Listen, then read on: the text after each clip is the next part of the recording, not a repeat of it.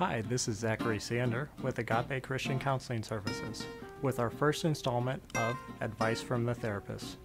Before I begin, we at Agape would like to give a special thanks to Harvester Christian Church with our 2 locations in St. Charles and Troy, Missouri for letting us use their St. Charles location and audiovisual equipment to record Advice from the Therapist.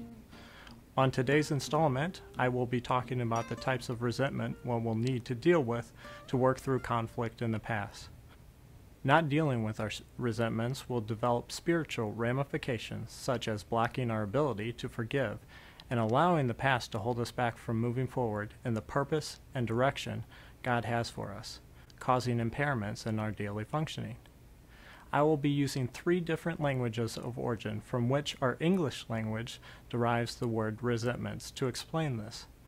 The first language of origin is French, which we get the word ressentir. This is the closest to our modern-day language definition of resentment.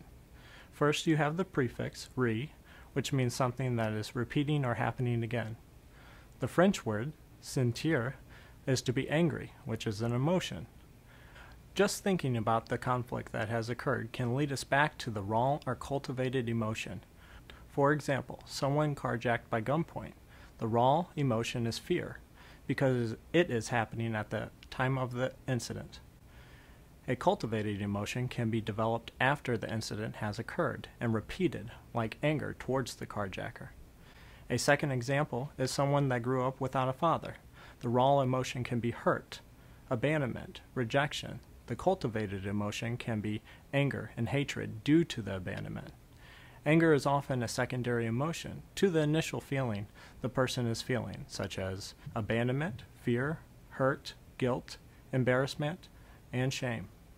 The secondary emotion of anger can be used as a defense mechanism to prevent us from experiencing the painful first or raw emotions.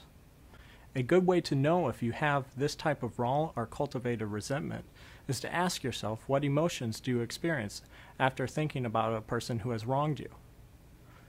If we do not work through our raw or cultivated emotions, we are doomed to live in bondage by them, fermenting our bitterness. The next language of origin is Old French, from which we have the word ressentir. Once again, you have the re, which means something that is repeating or happening again.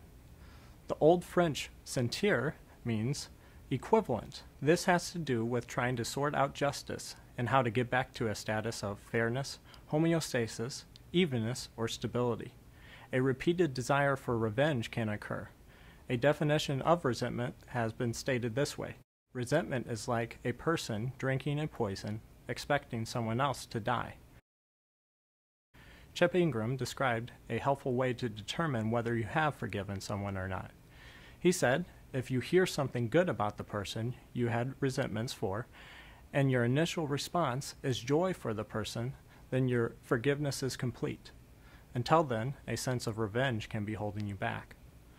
Another type of thinking that can occur are thoughts of unfairness, which can lead to difficulty understanding how we see our self-worth. For example, the person whose parents were not there or were abusive could be led to believe that maybe I don't have worth due to how I was treated. The actions of the parents to the child becomes the way the child sees self-worth and can continue throughout adulthood unless beliefs are confronted. Also, thoughts of unfairness can lead to difficulty understanding how to trust others. The actions of the parents are unsafe, unstable, which makes it unsafe or unstable for the child to trust parents or possibly others. The third and final language of origin is Latin, where we get the word sentire. Sentire translates to mean our 5 physical senses: see, touch, hear, smell, and taste. There are 2 parts to the physical sensations that relate to resentments. The first is the physical effect that can reoccur due to emotions reoccurring.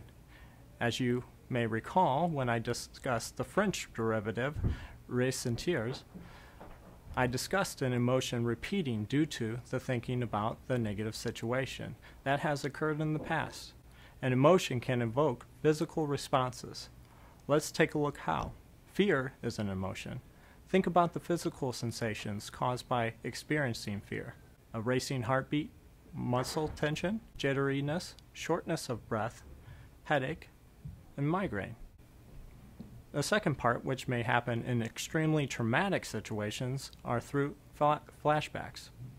Flashbacks have sensory hallucinations that can occur alongside thoughts of past trauma. So it is as if the conflict or trauma through some sort of physical sensations is reoccurring. An example of this would be a war veteran of Iraq that drove Humvees through a place that often had IEDs planted, reported driving down the highway back home and started to visualize the desert-like conditions on the side of the road. So to recap what we have discussed, it is important to work through resentments holistically by dealing with the recurring thoughts and beliefs, emotions, and physical sensations that can coincide with resentments. Now I've only discussed a few aspects of resentment that one will need to deal with to work through conflicts in the past. So if you struggle with any of these forms of resentments and would like help battling against these, give us a call at Agape Christian Counseling Services, and our counselors will be happy to give you the support needed.